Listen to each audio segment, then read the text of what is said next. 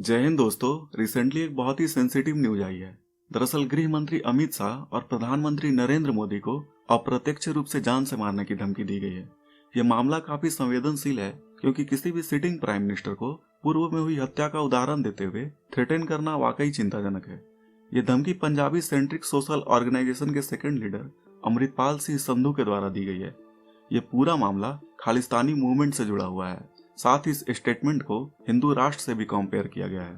तो आज इसी विषय पर बात करेंगे कि ये व्यक्ति कौन है, इसकी मंशा क्या है, साथ ही फिलहाल के कुछ दिनों में ये ऑर्गेनाइजेशन इतना एक्टिव क्यों है। तमाम बातों को समझेंगे, बस आप इस छोटे से वीडियो में बने रहिए।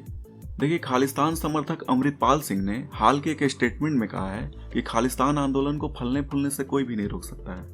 अब इस स्टेटमेंट को समझने से पहले इस व्यक्ति के बारे में जान लीजिए। देखिए, अमृतपाल सिंह संधू का जन्म पंजाब के अमृतसर डिस्ट्रिक्ट में बाबा बाकला नाम के शहर में हुआ है। वैसे आपको पता होगा कि ये शहर सिखों के लिए बहुत ही पवित्र माना जाता है, क्योंकि माना जाता है कि सिखों के 9वें गुरु तेग बहादुर ने यहाँ अपने जीवन काल के लगभग 26 वर्ष बिताए थे। इनके सम्मान में इस शहर में एक गुरुद्वारा भी है, जो सिख समुदाय के पवित्र स्थलों में से एक माना जाता है। खैर, अमृतपाल सिंह का जन्म इसी बाबा बाकला नामक शहर में हुआ है और इसकी सारी गतिविधि इसी डिस्ट्रिक्ट से संचालित हो रही है। खास बात है कि ये व्यक्ति मात्र 30 साल का युवा है, जो खालिस्तानी आतंकी भिंडरावाले को अपना आदर्श मानता है। इसने कुछ दिन पहले अपने एक स्टेटमेंट में कहा था कि भिंडरावाले मेरी प्रेरणा है और मैं उनके दिखाए रास्ते पर चलूंगा। मैं उनके जैसा बनना चाहता हूँ क्योंकि ऐसा हर सिख चाहता है, लेकिन मैं उनकी नकल नहीं उतार रहा हूँ क्योंकि मैं उनके पैर के धूल के बराबर भी नहीं हूँ। मैं अपने पंथ की आज़ादी चाहता हूँ और मेरे खून का हर एक कतरा इसके लिए समर्पित है। तो उम्मीद है इस कट्टर स्टेटमेंट के माध्यम से आपको इस व्यक्ति की पहचान और मंशा दोनों समझ में आई होगी। फिलहाल ये व्यक्ति वारिस पंजाब दे नामक संगठन चला रहा है और लोगों को इसमें जुड़ने की अपील भी कर रहा है। वैसे कुछ दिन पहले इस व्यक्ति ने पंजाब में मादक पदार्थों के बढ़ते हुए प्रचलन पर एक नशा मुक्ति अभियान भी शुरू की थी और बताया जाता है कि इस अभियान के माध्यम से इसने बहुत लोगों को इस दलदल से बाहर भी निकाला है। बहरहाल इस व्यक्ति का पक्ष है कि हमें अपने पंथ के लिए एक अलग देश यानी कि खालिस्तान चाहिए, जो पूरी तरह से असंभव प्रतीत होता है। खैर, इसने गृह मंत्री अमित शाह और नरेंद्र मोदी के बारे में क्या कहा है, आइए समझते हैं। इसने कहा है कि सिखों की अपनी आकांक्षाएं हैं कि वे स्वतंत्रता पूर्वक रहें, इसलिए खालिस्तान मूवमेंट को फलने फूलने से कोई भी नहीं रोक सकता है।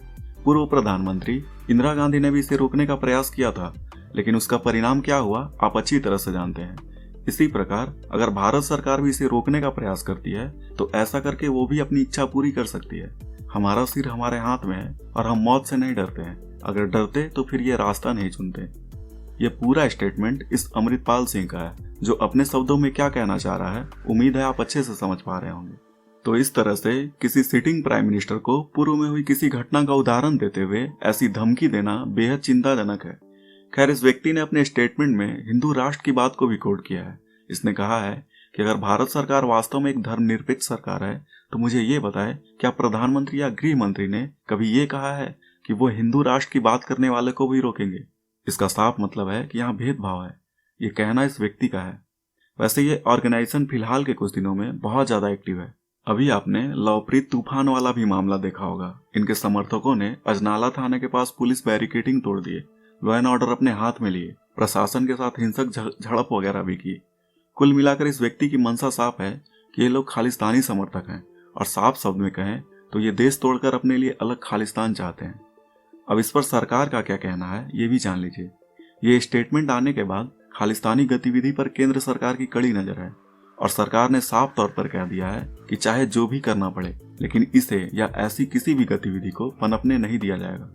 वैसे आपने देखा होगा कि कुछ ही दिन पहले गृह मंत्रालय ने अनलॉफुल एक्टिविटी प्रिवेंशन एक्ट के तहत खालिस्तान टाइगर फोर्स और जेकेजीएफ जैसे संगठन को टेररिस्ट ऑर्गेनाइजेशन डिक्लेयर कर दिया गया है। साथ ही हरविंदर सिंह संधू नाम के व्यक्ति को आतंकवादी घोषित कर दिया गया है। बताया जा रहा है कि ये संगठन बब्बर खालसा इंटरनेशनल से जुड़ा हुआ है, जो लाहौर से संचालित होता है।